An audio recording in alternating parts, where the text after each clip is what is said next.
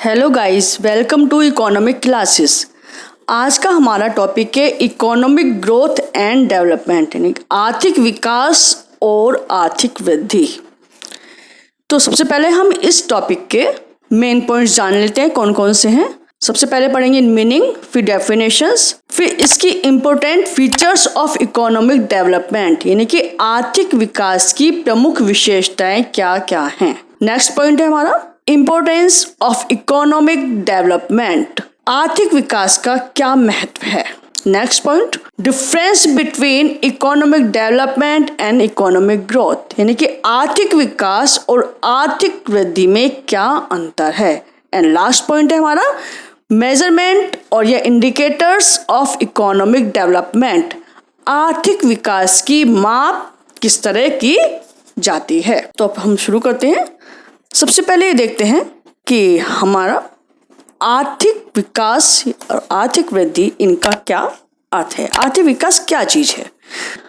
हमेशा से ही हर व्यक्ति अपना विकास करना चाहता है, हर व्यक्ति अपने को आगे बढ़ाने की कोशिश करता है और करनी भी चाहिए। सेम यही बात एक समाज की भी होती है कि वो किस तरह से अपने को सबसे ज़्यादा डेवलप करे, सबसे ज़्यादा वो वृद्धि करे, अपने को आगे बढ़ाए। इकोनॉमिक कंट्री जो होती हैं, जो आर्थिक विकास होता है किसी भी कंट्री का, वो किस तरह से होता है कि उसके लिए हमें बहुत सारी चीज़ों को ध्यान में देना पड़ता है कि कैसे कैसे हम उन चीज़ों को आगे लेके बढ़ें जो हमारे विकास के लिए बहुत ज़्यादा ज़रूरी होती हैं। हमारे जितने भी इकोनॉमिस्ट रहे हैं, हमारे प्रोफेसर एडम स्मिथ से लेकर प्रोफेसर कीन्स तक, सभी लोगों ने जो अपना ध्यान किस लिए किया कि उन्होंने केवल ये ध्यान रखा कि किस तरह से आर्थिक विकास को प्राप्त किया जाए। लेकिन उन्होंने जो अपना ध्यान रखा वो केवल उन अमीर कंट्रियों की तरफ ही रखा, जो रिच फैमिली कंट्रीज है उन्हीं की तरफ रखा। उन्होंने कभी भी गरीब कंट्री की तरफ, जो निर्धन देश है उनकी तरफ ध्यान नहीं दिया, जो पुअर कंट्रीज है उनकी तरफ ध्यान नहीं दिया। लेकिन जो मॉडर्न इकोनॉमिस्ट हैं, उन्होंने जो अंडर डेवलप्ड कंट्रीज हैं उनके विकास में बहुत ज़्यादा रुचि ली, बहुत ज़्यादा ध्यान दिया, क्योंकि उन्होंने अनुभव किया कि जो एक डेवलप्ड कंट्री है वो डेवलप्ड कंट्री कब होगी, जब उसके आसपास का एरिया भी डेवलप होगा या डेवलपिंग के लिए होगा, विकास कर रहा होगा। आपने अनुभव किया है, यदि आप किसी पॉश कॉलोनी में रहते हैं, कोई अच्छी जगह रहते हैं, लेकिन आपके आसपास का इलाका डेवलप नहीं है, तो आप क्या डेवलप कराएंगे? उस गरीबी का, उस निर्धनता का इफेक्ट आपके ऊपर भी पड़ेगा। सेम यही कंडीशन होती है कि एक स्थान की जो गरीबी होती है वो प्रत्येक दूसरे स्थान के लिए खतरा बन जाती है।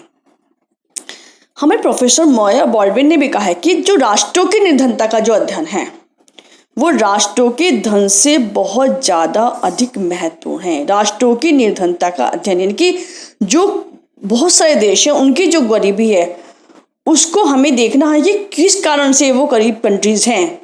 गरीब व्यक्ति कब होता है? सब हम अपने किसी भी चीज़ों को किस तरह से परचेस कर सकते हैं, क्या माध्यम होता है हमारा आगे बढ़ने का? केवल धन होता है। हम उस पैसे को सही तरीके से ये यूटिलाइज कर रहे हैं, सही ढंग से हम कहीं उसको इन्वेस्ट कर रहे हैं, तभी वो पैसा हमारे लिए सक्सेस है, धन सक्सेस है। नहीं तो क्या होगा, उन पैसों को कितना भी यूज करते चले जाएं, यदि हमने सही जगह इन्वेस्ट नहीं किया है, सही जगह नहीं लगाया, तो हमें कहीं भी कुछ भी प्राप्ति नहीं होगी। अब गरीबी को दूर करने के लिए हमें देखना पड़ता है कि वो कंट्री क्यों गरीब है। क्या धन की कमी है, क्या टेक्नोलॉजी की कमी है, क्या शिक्षा की कमी है, क्या कारण है उस कंट्री के गरीब होने का। अब हम पढ़ते हैं आर्थिक विकास की परिभाषाएं। क्या क्या इसकी परिभाषाएं हैं? आर्थिक विकास की बहुत सारी परिभाषाएं दी गई हैं। सभी अर्थशास्त्रियों ने अपने अपने तरीके से आर्थिक विकास की अलग अलग परिभाषा दी है। तो जो हमारे इकोनॉमिस्ट प्रोफेसर रोस्टोव हैं, उन्होंने कहा है आर्थिक विकास की परिभाषा देते हुए कि आर्थिक विकास पूंजी एवं कार्यशील शक्ति में वृद्धि एवं जनसंख्या में वृद्धि के मध्य एक ऐसा संबंध है जिससे प्रति व्यक्ति उत्पादन में वृद्धि होती है। कहने का मतलब है, उन्होंने क्या समझाया, हमने बताया है कि हम समझाना चाह रहे हैं कि आर्थिक विकास कोई भी अपना डेवलपमेंट किस तरह से कर सकता है जब उसके पास दो चीजें हों, एक तो धन हो और धन तो होना ही चाहिए। साथ साथ दूसरा तरीका है कि काम करने का तरीका, यानी कि जो उनकी कार्यशील शक्ति है, किस तरह से काम कर रहे हैं, वो भी अच्छी होनी चाहिए। जनसंख्या में वृद्धि के मध्य एक संबंध है। यदि जनसंख्या बहुत ज़्यादा बढ़ रही है तो भी वो हमारे लिए नुकसानदेह, और यदि जनसंख्या है ही नहीं, बहुत कम है, तो भी वो हमारे लिए फायदेमंद है। यानी कि एडजस्टमेंट होना चाहिए, ना तो पॉपुलेशन ज़्यादा हो ना पॉपुलेशन कम हो। यदि जितना भी हम अपना इन्वेस्टमेंट कर रहे हैं या कंट्री में जो भी हमें इनकम हो रही है, उस इनकम से हमारी पर कैपिटा इनकम में वृद्धि होनी चाहिए, यानी कि प्रति व्यक्ति आय में वृद्धि होनी चाहिए। हमारे प्रोफेसर लिविंगस्टन ने कहा है, उन्होंने भी इसकी परिभाषा दी है। उन्होंने उसको देते हुए कहा है कि किसी अर्थव्यवस्था की प्रति व्यक्ति वस्तुएं और सेवाएं पैदा करने की शक्ति में वृद्धि ही आर्थिक विकास है, क्योंकि इस प्रकार की वृद्धि रहन सहन के स्तर में वृद्धि की पूर्व शर्त है। आपने देखा, हम किसी भी व्यक्ति के रहन सहन के स्तर से, उसका लिविंग ऑफ स्टैंडर्ड क्या है, क्या तरीका उसका रहने का, हम अंदाजा लगाते हैं कि शायद इस व्यक्ति का रहन सहन का तरीका अच्छा है, तो इस व्यक्ति ने का विकास अच्छा हो रहा है, अच्छा ये डेवलप करा इसने अपने लाइफ में, अपनी ग्रोथ को प्राप्त किया है। तो यही बात एक कंट्री की होती है। यदि किसी इकोनॉमी में पर कैपिटा जो गुड्स हैं, जो भी आपकी सर्विसेज हैं, वो सब बढ़ रही है, उस कंट्री का विकास हो रहा है, क्योंकि उस कंट्री में रहन सहन का स्तर भी एक ऊंचे स्तर पर पहुंच जाता है। हमारे प्रोफेसर डी ब्राइट सिंह ने तो आर्थिक विकास की बहुत ही अच्छी सी एक डेफिनेशन बताई है, जो बहुत अच्छी लगती है। देखो, उन्होंने कहा है कि आर्थिक विकास एक बहुमुखी धारणा है जिसमें केवल मौद्रिक आय में वृद्धि ही नहीं होती, वरन वास्तविक आदतें कौन कौन सी हैं, शिक्षा क्या है, जन स्वास्थ्य क्या है, अधिक आराम और वास्तव में पूर्ण व सुखी जीवन को निर्धारित करने वाली समस्त सामाजिक एवं आर्थिक परिस्थितियों में सुधार होता है। उन्होंने इम्प्रूवमेंट की बात करी कि हर चीज़ में इम्प्रूवमेंट होना चाहिए, चाहे वो शिक्षा हो, चाहे हमारा स्वास्थ्य हो। कहते हैं ना कि एक समय आने पे हम लोग थक जाते हैं, हमारा इतना नहीं रहता, हमारा स्टेमिना कमज़ोर होता जाता है, तो हम उस समय आराम कर सकते हैं। आराम करने की स्थिति में हम आराम कर रहे हैं, ये नहीं कि उस समय भी हम अपने जीवन के लिए कुछ भी अर्न नहीं कर पाए, और तब भी हम ये सोच रहे हैं कि किस तरह से हमें पैसे की प्राप्ति हो, अपना जीवन यापन कर सके। कहते हैं ना कि एक समय होता है कि व्यक्ति को उस समय तक बहुत ज़्यादा स्टेमिना होता है, वो ज़्यादा कार्य कर सकता है। तो हम कब सुखी रह सकते हैं, जबकि हमने इन सब चीज़ों का विकास बहुत पहले ही कर लिया है, अपनी आय में बहुत ज़्यादा वृद्धि पहले ही कर ली है। अब हम पढ़ते हैं अपना next point, important features of economic development. आर्थिक विकास की प्रमुख विशेषताएं कौन कौन सी हैं? तो सबसे पहली है, आर्थिक विकास एक सतत प्रक्रिया है, यानी कि इकोनॉमिक डेवलपमेंट एक ऐसी प्रक्रिया है जो लगातार चलती रहती है, जिसमें लगातार परिवर्तन होते रहते हैं और ये गति प्रदान करती रहती है, ये रुकती नहीं है। ये नहीं कि आज आपने थोड़ा सा प्राप्त कर लिया तो आप शांत बैठ गए। आपने यदि आज किसी चीज़ की प्राप्ति कर ली तो आपको और आगे बढ़ने की कोशिश करनी चाहिए।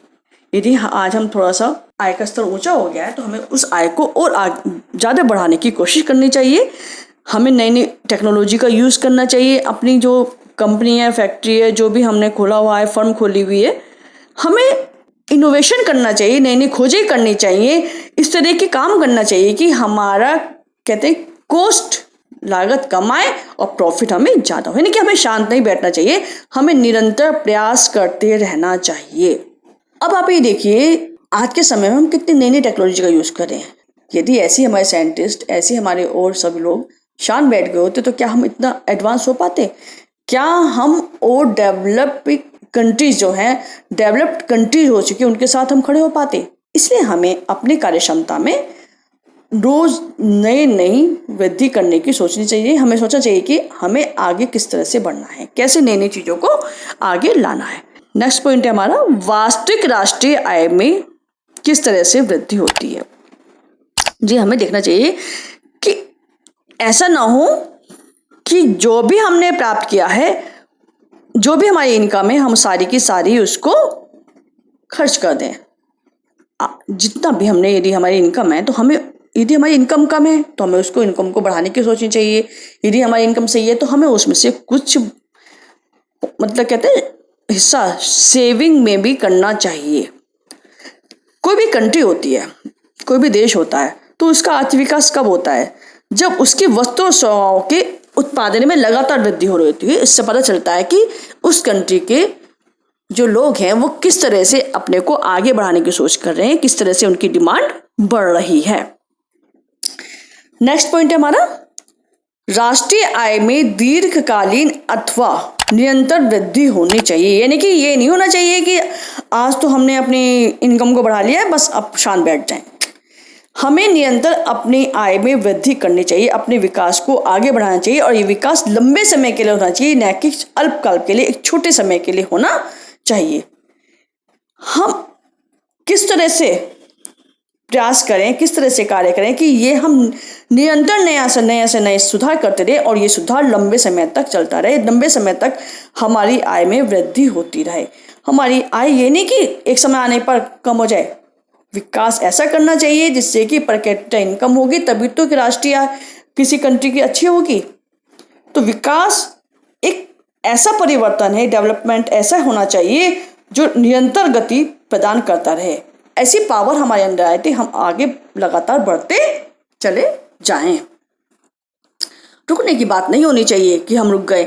हमें पुरानी टेक्नोलॉजी को, पुरानी चीज़ों को जो विकास को रोक रही हैं, हमारा विकास नहीं करने दे रही, उन सबको छोड़ना चाहिए, और जो नई नई चीज़ें आ रही हैं उनका हमें आगे यूज़ करना चाहिए।